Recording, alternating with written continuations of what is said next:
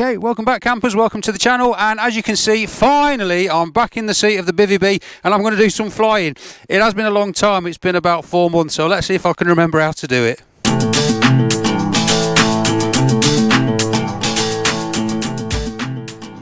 Clear prop!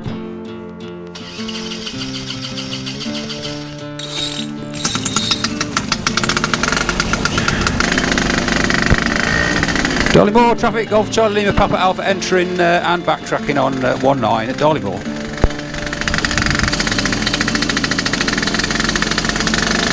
Well, one of the best things about flying from Darlingmore Airfield is that we have the luxury of an AstroTurf runway. Hello Barry, long time no speak to. Some of the friends that I speak with on the forum sent me pictures last night of their runways. They're not so fortunate. They won't be flying today, so I'm very, very lucky.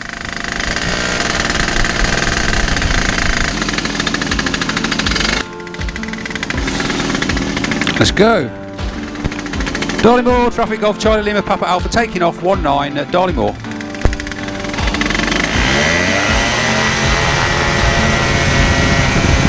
Wings level, far forward, up we go.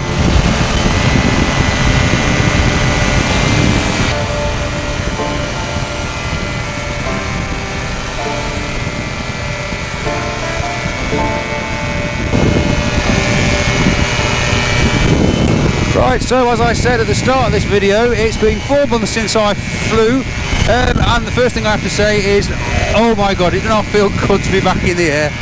I have not missed this. So whilst I'm climbing away from Darlingmore Airfield, I suppose I should talk about returning to flying after a bit of a break, because it is clearly a thing. And we know it's a thing because if you look at accident records, there's always a bit of a spike in reported accidents at certain times of the year, specifically at the end of winter and the start of spring, when people, or a lot of pilots that don't fly regularly through the winter, return to flying. And it was also noticed in 2021 when a lot of pilots were forced into not flying for a fairly lengthy period of time thanks to the coronavirus lockdown. God, that seems like it was ages away, doesn't it? What a bad time that was. So anyway, clearly returning to flying is a bit of a thing. Alright, so now we're in the cruise. A lot of seasoned pilots or pilots that have been flying for years will recognise that returning to flying can be a bit of an issue, and they would have gone through this cycle a number of times whereby they go from being current and regular to flying 3-4 times a week, whatever, to maybe going a long time without flying at all, and they will know what to expect when they do return to flying for the first time. So this video, I guess, is aimed primarily at any new pilots who might find that they are returning to flying after a break for the first time and they don't know what to expect. And I remember when I first qualified in my first break from flying over winter, I was really apprehensive about returning to flying because I didn't know what to expect, and I was genuinely asking myself the question, will I remember how to fly? And I didn't know because I'd never been through that experience before. So in this video what I'm going to do is I'm going to give you 5 tips of things that I think you should give a coat of thinking about before you return to flying, which should hopefully make that first flight back a little bit less daunting.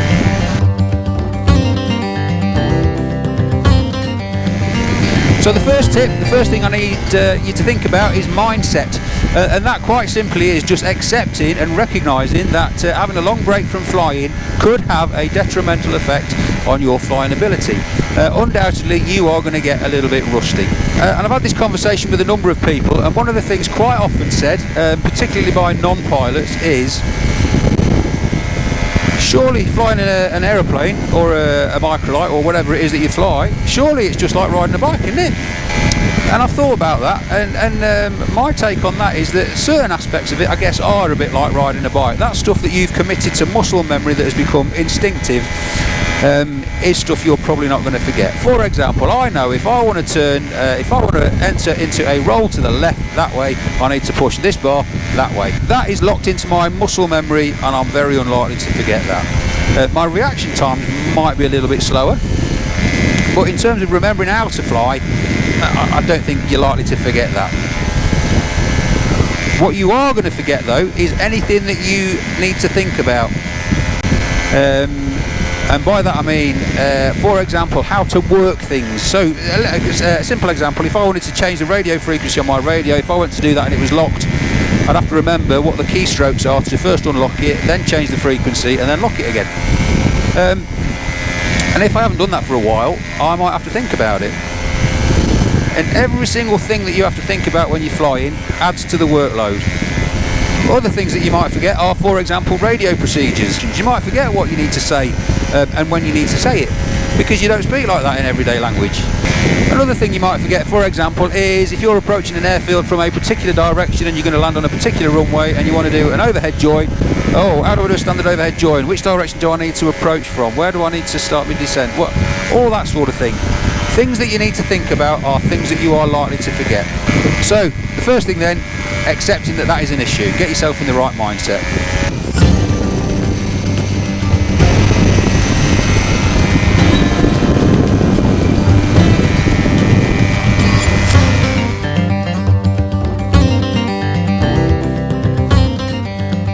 Right, the second thing that you need to think about, and that is planning that first flight back. What are you going to do?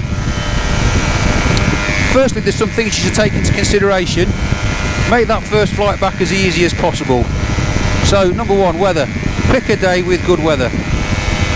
Now, I know beggars can't be choosers. Today, I've got a lovely day. I've had to make a sacrifice because I am actually working a night shift tonight. So while I feel great now, at 3 o'clock in the morning, when you lot are probably all tucked in bed, I'm going to be at work hanging off my chin straps. So anyway, that's another story.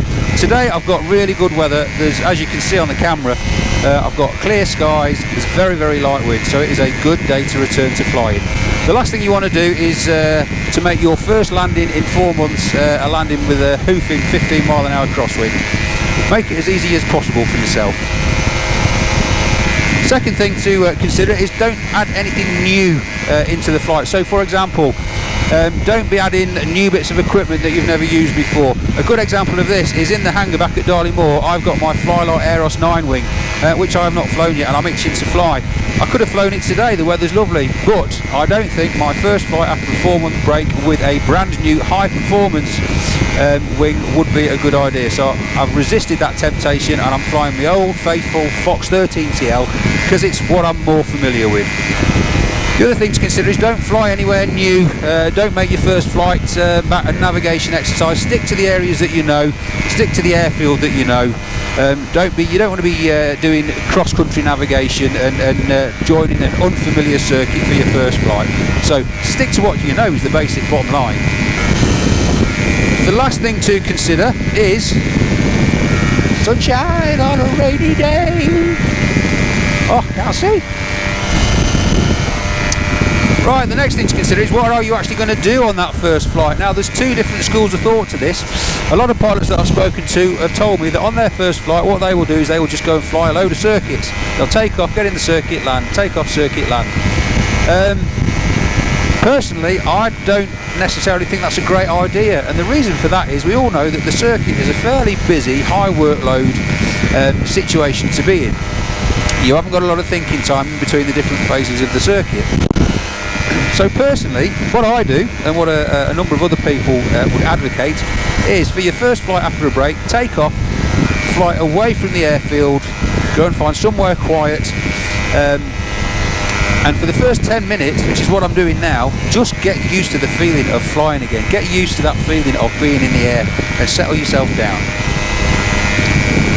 Once you've done that, what I will then do is I will go through basically the upper airwork syllabus that you would need to do as part of your MPPL or any training that you do. So that's just practicing things like flying at different air speeds, some climbing, descending, turns, steep turns, climbing turns, descending turns, maybe some stalls, all that sort of stuff, just to get yourself re-familiarised with those exercises. Only once I've done all that and I've been in the air for, I don't know, half an hour or so, only then will I make my way back to the airfield, join the circuit and do some landing practice. One last point on this first flight, and that is there is absolutely no shame whatsoever in making your first flight back after a break a flight with a qualified instructor. if you're apprehensive, you can't beat the safety blanket of having a fully qualified instructor sat right behind you. The other point on that is I'm sure that the instructors and the flight schools would be more than grateful for your custom. When the weather's rubbish like it is over most of the winter, they're not earning any money, so having an hour's lesson with an instructor is a nice way also of giving back to them. At the end of the day, they're the ones that got us in the air in the first place, so that's something worth considering.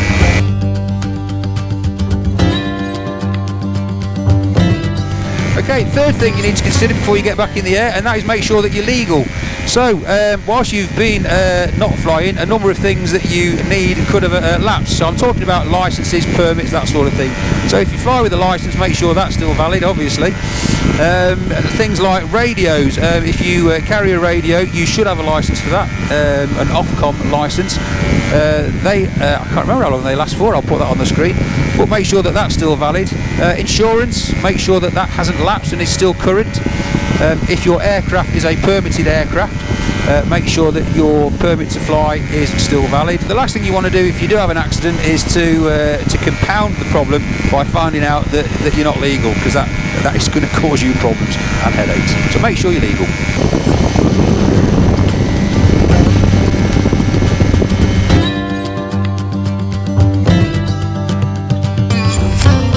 Point number 4, we've talked about making sure that you're ready to fly. The other thing you need to do is make sure that your aircraft is fit to return to the sky as well.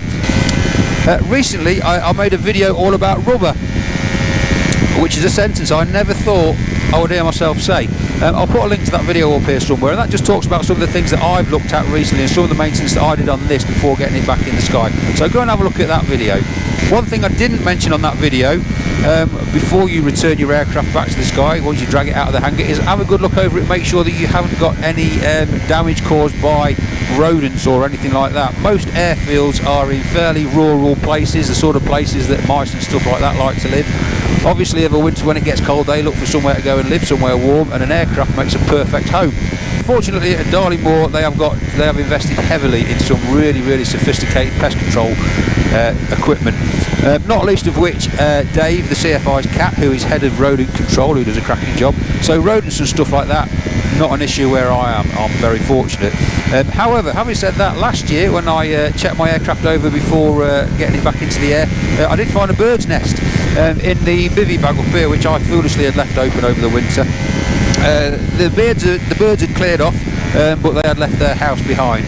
So another point to consider before you take off, make sure you haven't got any stowaways on board. So as well as the aircraft, you've also got the equipment that's on your aircraft. You need to make sure that that's all fully functioning and also up to date. So for example, I run Skydemon on my iPhone, which is, we all know what that is probably, but it's a GPS moving map type thing, but it also holds details of airspace and all that sort of stuff. Airspace changes all the time, as we know, so make sure that you've got up-to-date maps and charts and stuff. If you're the old-fashioned type and you carry the old paper charts, then obviously make sure they're up-to-date as well and you've got the latest version. I think that's actually a legal requirement, so there you go, make sure you do that. You also need to make sure that any electronic equipment that you've got is up to date in terms of firmware. So for example, my Sky Echo box up here has got 2 different bits of firmware that operate it, and when I checked the other week, one of the items of firmware, which was to do with the Wi-Fi settings or something technical like that, was way out of date. So whilst you are familiarising yourself with how these things work, just plug them in as well and make sure that they are up to date in terms of the firmware. And talking about remembering how these things work, as I've said, one of the things you're likely to remember is technical stuff. There's no shame, I know it's very unmanlike and we don't like to do this, but if you do it in the quiet of your own home when nobody's watching, nobody will know. There's nothing wrong with getting the manuals out and having a read just to remind yourselves how they work.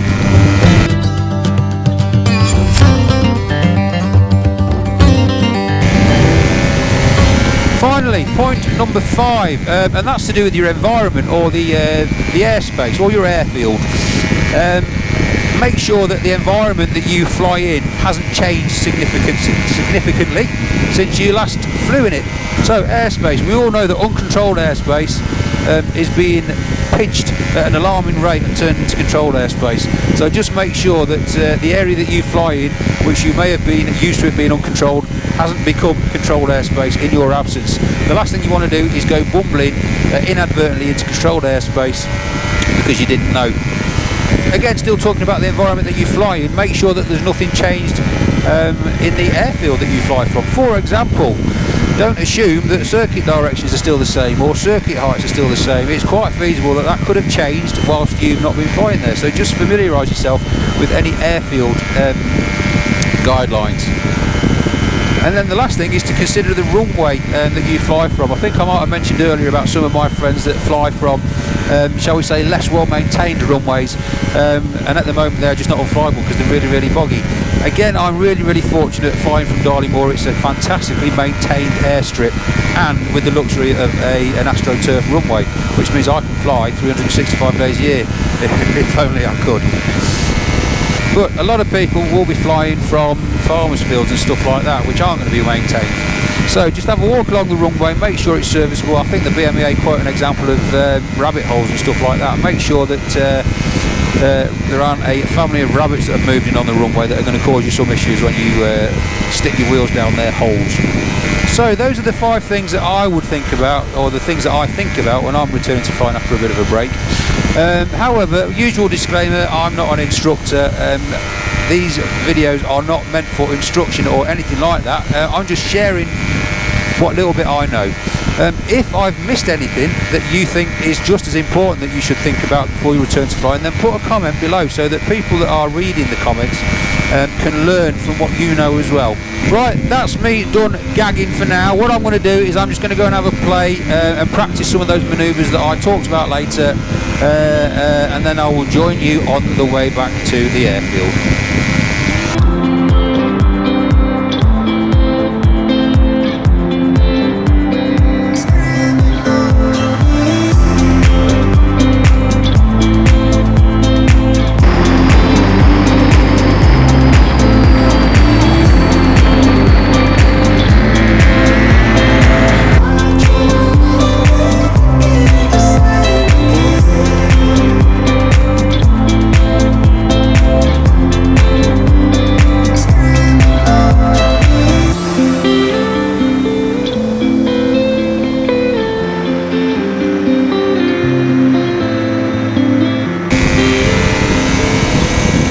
Darley-Moor traffic, Golf Charlie Lima Papa Alpha approaching from the west. I'm going to join overhead for 19 at Darley-Moor. Darley-Moor traffic, Golf Charlie Lima Papa Alpha is overhead, dead side descending 19 at Darley-Moor.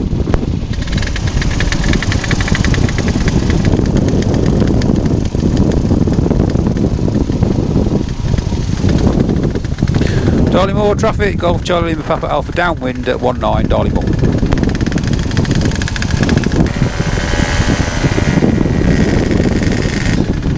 Darley-Moor traffic, Golf Charlie Lima Papa Alpha final 19 Darley-Moor. So as you wait with me with bated breath to see if I can remember how to land, if you've enjoyed this video, please like and subscribe and all that sort of stuff, and hit the bell icon so that if I do walk away from this video and have a chance to make another one, you can watch it. You can watch it with me.